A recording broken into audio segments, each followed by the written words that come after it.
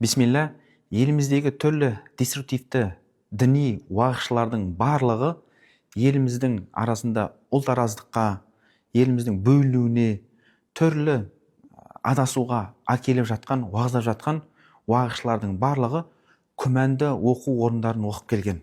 Баршасы.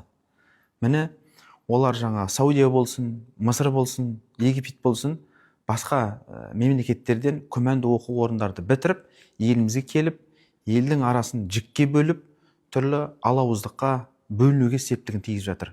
Сол үшін біз айтамыз, қандай да бір жерге шықпас бұрын, шетелге шықпас бұрын, күмәнді оқу орындарына кетіп қалмас үшін алдымен діни білімді елімізде алу керек. Елімізде, Аллаға шүкір, 9 медресе бар, және де Нұр-Мурак университеті бар.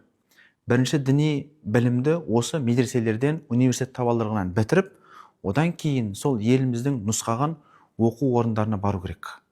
Ал енді өз бетіменен шетелге шығып оқу, ол күмәнді оқу орындарына оқуына себеп болады. Ал ол жерді бітіргеннен кейін елімізде ол адам ешқандай да уағыз айта алмайды, және де өзінің бітіріп келген мақсатын іске асыра алмайды. Діни ешқандай жоралғын жүргізе алмайды.